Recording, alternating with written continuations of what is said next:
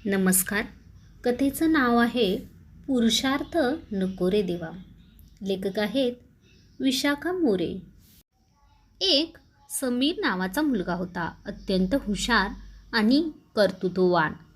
तो रोज अशा ठिकाणी बसायचा तिथे कोणी ये-जा करत नसे, कारण त्याला एकांत बसायचं होतं.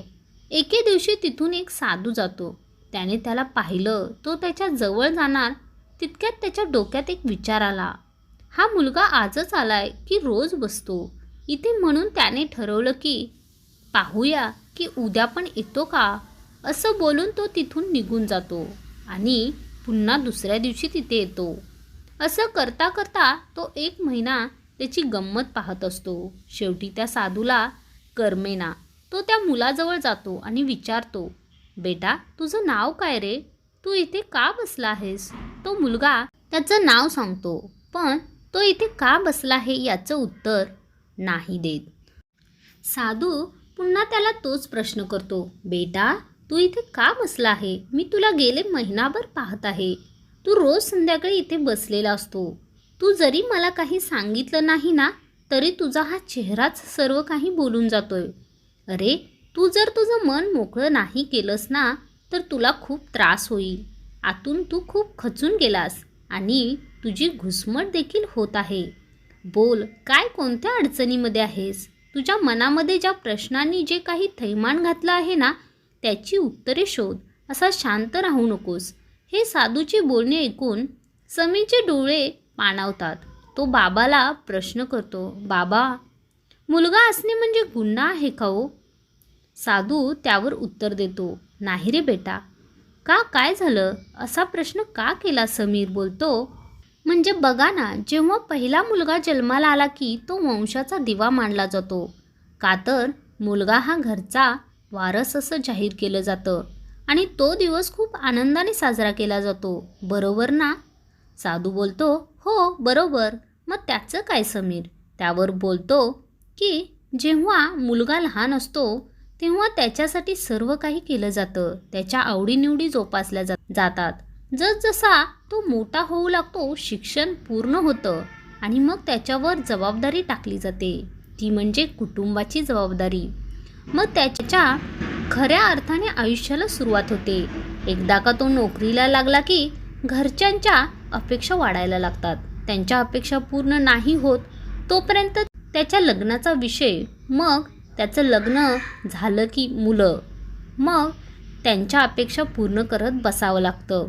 या सर्वांचं करता करता स्वतःच्या अपेक्षा काय आहेत, त्याचं ड्रीम काय आहे, पुढे आयुष्यात काय करायचं आहे, हे कधी विचारलं देखील जात नाही.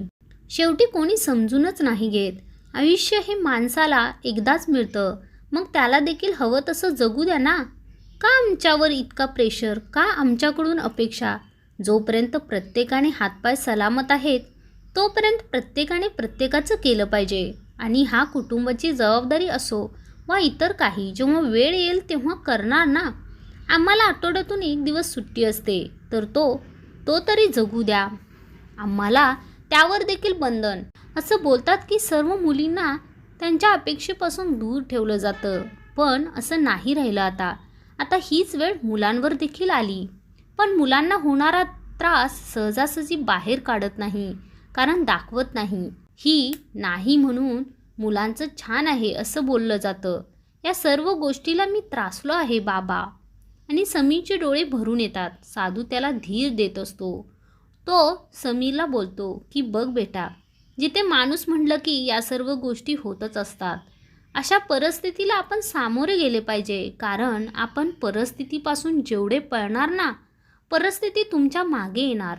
बघ, माणसाला जन्म हा एकदाच भेटतो. पुनरुपी जन्मास न येणे, त्यासाठी आपल्याला शांत डोक्याने विचार केला पाहिजे. तू असा एकटा नाही आहेस ज्याला त्रास आहे. जगामध्ये हजारो शेकडो लोक शहरात, त्यांना पण काही ना काही त्रास आहे. हे होतच असतं रे. त्याच्यातून आपला मार्ग काढला पाहिजे. आज तुझी वेळ वाईट आहे, दिवस तर नाही ना. मग काय इतका खचून जातोय? प्रत्येक दिवस खूप आनंदाने जगायचा, कारण माणसाला जन्म हा एकदाच मिळतो. दुसऱ्यासाठी नाही, निदान स्वतःसाठी जगायचं. एक ना एक दिवस तुझाही चांगला दिवस येईल, तेव्हा तुझी परिस्थिती बदललेली असेल. म्हणून कोणत्याही कारणास्तव खचायचं नाही, खंबीरपणे उभे राहायचं आणि प्रत्येक परिस्थितीला सामोरं जायचं. तुला जर कोणी विचारलं, जन्माला आलास पण आयुष्यात तू काय केलंस, तू तुझं असं आयुष्य जगलास की नाही, की तो माझा आणि तो तुझा करत राहिलास, याचं तुझ्याकडे उत्तर असलं पाहिजे.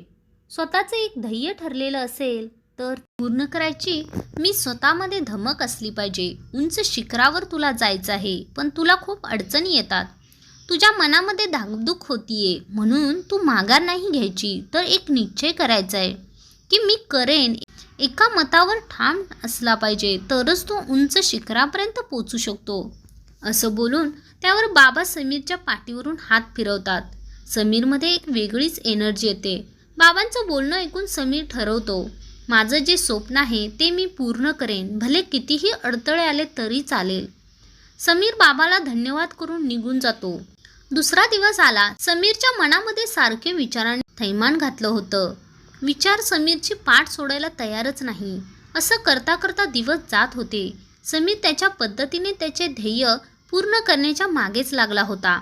त्याला काही वेळा यशही आले आणि अपयश देखील आले, पण त्यांनी कधी माघार घेतली नाही. त्याने एक त्याचा छोटासा बिझनेस चालू केला. त्याला त्याचा बिझनेस खूप मोठा करायचा होता. बिझनेसमध्ये त्याची आर्थिक परिस्थिती ढासळली, तरीही तो खचून गेला नाही. असं करता करता 3 वर्ष झाली. आज त्याने छोटासा चालू केलेला बिझनेस आज खूप उंच शिखरावर नेऊन ठेवला आहे. आज माझा बिझनेस खूप उंच शिखरावर पोचला आहे, याचा आनंद त्याला गगनात मावेना. समीर त्याच्या कामात यशस्वी झाला. आज त्याच्याकडे मोठा बंगला आहे, घरासमोर गाडी. प्रत्येक मुलाची स्वप्न असतात, त्याच्यातलं समीरचं स्वप्न पूर्ण झालं. तसाच तो ज्या ठिकाणी त्याला बाबा भेटले होते तिथे तो गेला आणि त्या साधू बाबाच्या पायाखाली लोटांगणं घातली आणि म्हणाला, बाबा तुमच्यामुळे आज मी खूप मोठा बिझनेसवाला झालोय. आता माझ्याकडे कोणत्याच गोष्टीची कमी नाही. असं बोलून तो बाबाला बोलतो, बाबा पुरुषार्थ पाहिजे, पण असे जे पुरुष आहेत त्यांना समजून घेणारा व्यक्ती पाहिजे, तरच त्याच्या जीवनाला अर्थ येईल. आणि पुरुषार्थ नको बोलणारे पुरुष आज पुरुषार्थ पाहिजे असं बोलले पाहिजेत.